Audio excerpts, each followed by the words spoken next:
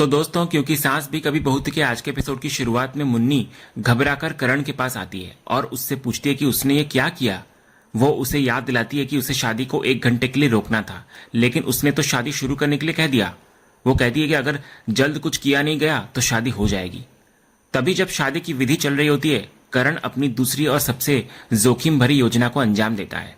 वो जानबूझकर मंडप के पास रखे एक लाइट स्टैंड से टकराता है और जोर से जमीन पर गिर जाता है।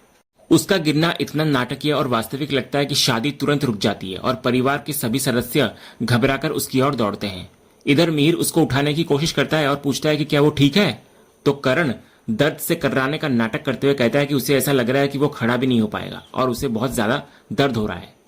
इधर मुन्नी भी इस नाटक में उसका साथ देती है। वो सबके सामने अपनी चिंता व्यक्त करते हुए कहती है कि उसे लगता है कि भैया को बहुत ज्यादा चोट लगी है और कहीं फ्रैक्चर तो नहीं हो गया। तभी नंदिनी भी करण को कहती है कि अगर फ्रैक्चर है तो वो बिल्कुल भी उठने की कोशिश ना करे। ये सब देखकर मिहिर तुरंत ऋतिक को डॉक्टर बुलाने के लिए कहता है और इस तरह करण शादी को एक बार फिर से रोकने में कामयाब हो जाता है। इधर जब करण के गिरने से शादी रुक जाती है तो नोयना और सुच्चू की हताशा बढ़ जाती है। सुच्चू नोयना की तरफ देखती है और नोयना उसे आंखों ही आंखों में कुछ इशारा करती है। वो इशारा समझकर सुच्चू मिहिर के पास जाती है और दबी हुई आवाज में पूछती है, शादी का क्या? तो ये सवाल सुनते ही मिहिर का सब्र का बांध टूट जाता है। वो गुस्से और नाराजगी से सुच्चू की तरफ देखता है और कहता है कि करण को इतनी गहरी चोट लगी है, शायद फ्रैक्चर भी हो सकता है और उसे इस वक्त शादी की पड़ी है। तो मिहिर का ये गुस्सा साफ कर देता है कि उसके लिए अब अपने बच्चों की सुरक्षा सबसे ज्यादा महत्वपूर्ण है और वो नोयना के भावनात्मक दबाव में और नहीं आने वाला। इसके बाद सुच्चू वापस नोयना के पास जाती है और उसको बताती है कि उसे लग रहा है कि ये सब लोग जानबूझकर शादी को टालने की कोशिश कर रहे हैं। इसके बाद मिहिर तुलसी को फोन करता है और उसको घर की पूरी स्थिति के बारे में बताने लगता है, जैसे कि नोयना की बिगड़ती तबीयत, गौतम का आना और अब करण की चोट। वो उसको तुरंत घर आने के लिए कहता है, लेकिन तभी तुलसी को नर्स बुलाती है। तो तुलसी मिहिर को इतना कहती है कि वो अपना काम खत्म करके जल्द लौटेगी। इतना बोलकर फोन रख देती है। इधर तुलसी नर्स के पास आती है और नर्स उसे एक बहुत ही बुरी खबर देती है। वो बताती है कि डॉक्टर अविनाश की कनेक्टिंग फ्लाइट कैंसिल हो गई है और वो आज नहीं आ पाएंगे। ये सुनकर तुलसी पूरी तरह से टूट जाती है। उसकी आखिरी उम्मीद भी खत्म हो जाती है। दूसरी तरफ नोयना सुच्चू से कहती है कि ये शादी तो होकर ही रहेगी। उसे अब यकीन हो गया होता है कि करण का गिरना कोई इत्तेफाक नहीं बल्कि एक सोची समझी चाल है। वो कहती है कि तुलसी उसकी मेडिकल रिपोर्ट्स लेकर गई है और अब तक वापस नहीं आई है और ठीक उसी समय करण का गिरना ये सब जानबूझकर किया जा रहा है। उसे डर होता है कि अगर तुलसी डॉक्टर अविनाश से मिल गई तो उसका पूरा खेल खत्म हो जाएगा। तो घबराहट में वो सुच्चू को तुरंत डॉक्टर अविनाश को फोन लगाने के लिए कहती है ताकि पता चल सके कि वे कहाँ है। इधर दूसरी तरफ पूरा परिवार करण की देखभाल में लगा होता है। परी उसके पैर पर आइस पैक लगाती है और नंदिनी उसको पेन किलर देती है। तो करण, जो सिर्फ नाटक कर रहा होता है, बड़ी सफाई से दवा खाने का अभिनय करता है और गोली को नीचे फेंक देता है। वो चुपके से फिर मुन्नी को पूछता है कि माँ कहाँ है। तो मुन्नी उसको कहती है कि मैं अभी पता करती हूँ।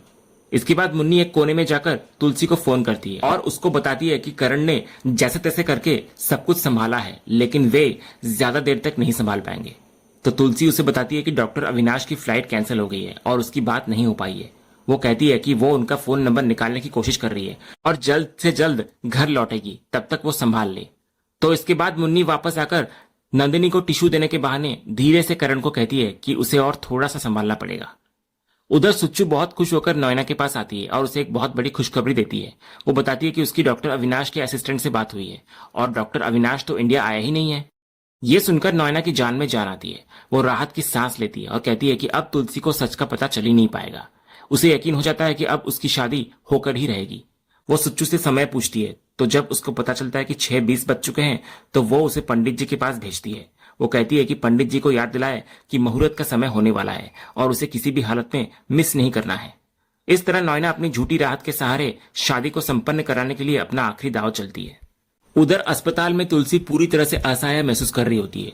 वो रिसेप्शन पर नर्स से डॉक्टर अविनाश का फोन नंबर मांगती है, ये समझाते हुए कि मामला बहुत जरूरी है, लेकिन नर्स अस्पताल की पॉलिसी का हवाला देते हुए नंबर देने से साफ मना कर देती है। तो तुलसी की सच तक पहुंचने की आखिरी उम्मीद भी टूट जाती है और वो निराश हो जाती है। इधर करण के घायल होने के बावजूद नोयना और सुच्चू अपनी चालें चलना जारी रखते हैं। पंडित जी मिहिर को याद दिलाते हैं कि मुहूर्त का समय निकला जा रहा है और अगर ये शुभ समय निकल गया तो अगले कई महीनों तक कोई अच्छा मुहूर्त नहीं है।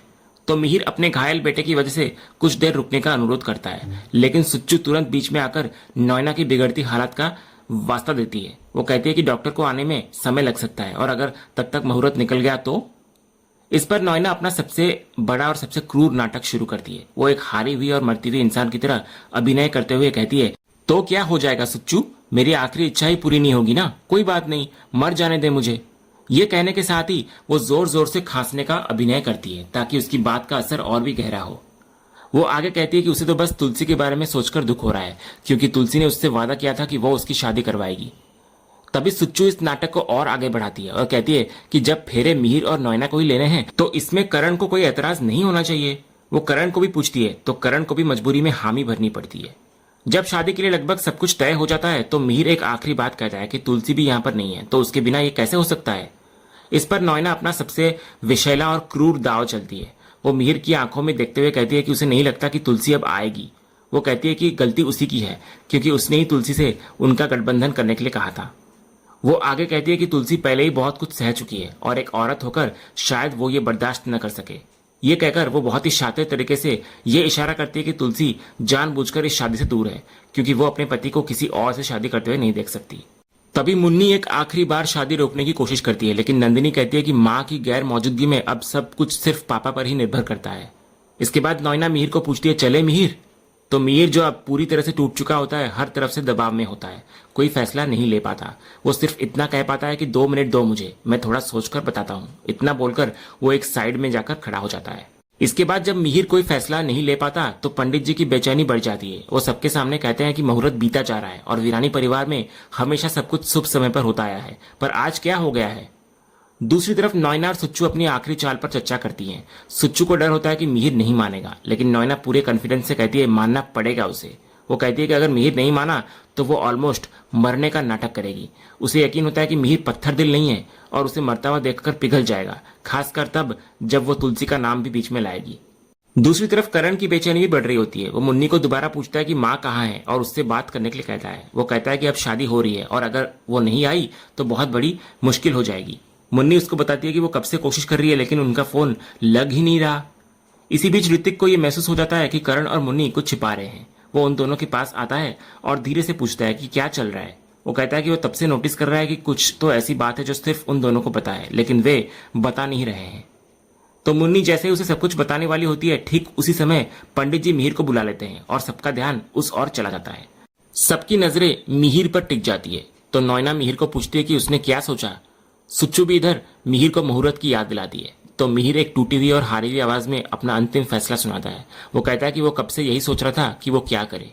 वो कहता है कि ये शादी वो सिर्फ तुलसी के लिए कर रहा था और चाहता था कि वो उसके सामने हो, लेकिन अब ऐसा लगता है कि तुलसी खुद भी ये शादी होते हुए नहीं देख पाएगी, खासकर तब जब नॉयना ने उसे गठबंधन के लिए कहा। फिर वो कहता है, लेकिन मैंने उससे वादा किया है कि मैं ये शादी करूंगा, तो ये वादा मैं तोड़ूंगा नहीं।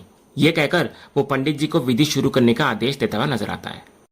इधर मिहिर के मान जाने के बाद सुच्चू नॉयना से कहती है कि अब उन्हें आखिरी ड्रामा करने की जरूरत ही नहीं पड़ी, क्योंकि मिहिर तो वैसे ही मान गया। लेकिन वो ये भी कहती है कि उसे समझ नहीं आ रहा कि तुलसी इतना वक्त होने के बाद भी अब तक क्यों नहीं आई। तो नॉयना की आंखों में एक क्रूर जिद की चमक होती है। वो कहती है कि तुलसी कहीं किसी कोने में बैठकर दुखी हो रही होगी और रो रही होगी। वो कहती है कि उसे अब तुलसी के बारे में नहीं बल्कि अपने बारे में सोचना है, क्योंकि उसकी शादी अब मिहिर वीरानी से होने जा रही है। इसके बाद हम देखते हैं कि नॉयना और मिहिर दोनों मंडप पर जाकर बैठ जाते हैं। नॉयना मिहिर को वरमाला पहनाती है और मिहिर भी उसे वरमाला पहनाता है। ये विधि संपन्न होते ही दोनों बहनें यानी कि नॉयना और सुच्चू बहुत खुश नजर आती हैं। इसके बाद शादी की बाकी रस्में मजबूरी में चल रही होती है। जब पंडित जी पूछते हैं कि गठबंधन कौन करेगा, तो नॉयना शोभा को यह करने के लिए कहती है। तो शोभा अपनी माँ के वादे का सम्मान रखने के लिए अपनी जिंदगी का सबसे मुश्किल काम करने के लिए तैयार हो जाती है। लेकिन ठीक उसी पल जब शोभा गठबंधन करने वाली होती है, एक आवाज गूंजती है, रुक जा शोभा। तभी हम देखते हैं दरवाजे पर तुलसी खड़ी होती है। उसको देखकर करण और मुन्नी की जान में जान आती है, जबकि बाकी सब हैरान नजर आते हैं। नंदिनी तुलसी को पूछती है कि उसे इतना टाइम कैसे लग गया। तो तुलसी कहती है कि काम ही कुछ ऐसा था। फिर वो सबके सामने पूछती है कि क्या गठबंधन अब तक नहीं हुआ है। इसके बाद तुलसी सीधे शोभा के पास जाती है और कहती है, मैंने वादा किया था कि मैं गठबंधन करूंगी। फिर तुलसी मिहिर और नॉयना का गठबंधन करने लगती है। वो मिहिर के सहरे और नॉयना की चुन्नी को लेकर एक गांठ बांधती है। नॉयना की आंखों में इधर जीत की खुशी होती है। उसे लगता है कि तुलसी ने आखिरकार हार मान ली है और वो उसकी शादी करवा रही है। इधर मुन्नी और करण ये देखकर हैरान होते हैं कि उनकी माँ ये क्या कर रही है। इसके बाद तुलसी इधर गांठ को बहुत कसकर बांधती है, जैसे वो किसी रिश्ते को नहीं बल्कि किसी साजिश को जकड़ रही हो। लेकिन अगले ही पल वो कुछ ऐसा करती है जिसकी किसी ने कल्पना भी नहीं की होती। वो मिहिर के सिर से सेहरा और नैना के सिर से चुन्नी दोनों को एक झटके में खींच लेती है। वो उस गठबंधन वाले कपड़े को हाथ में लेकर मंडप से उतरकर हॉल के बीचों बीच चली जाती है और उसको नफरत के साथ जमीन पर फेंक देती है। इधर नैना, जो इस सबसे पूरी तरह से हैरान होती है, पूछती है तुलसी को कि ये क्या कर रही हो तुम।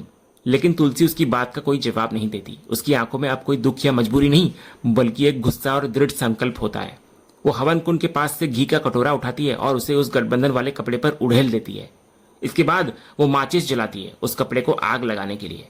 और इसी बेहद तनावपूर्ण और दिल को थाम देने वाले पल के साथ, जहां तुलसी अपने हाथों से इस झूठे रिश्ते को जलाने के लिए तैयार है, आज का ये एपिसोड यहीं पर समाप्त होता है। तो दोस्तों, आपको आज का ये एपिसोड और इसका अपडेट कैसा लगा, अपनी राय हमें कमेंट बॉक्स में जरूर बताएं। अगर आपको आज का ये वीडियो पसंद आया हो तो वीडियो को लाइक करें, शेयर करें और हमारे चैनल को सब्सक्राइब करके बेल आइकन जरूर दबाएं, ताकि क्योंकि सांस भी कभी बहू थी के अगले धमाकेदार एपिसोड का अपडेट आपको सबसे पहले मिले। मिलते हैं अगले वीडियो में, तब तक के लिए धन्यवाद।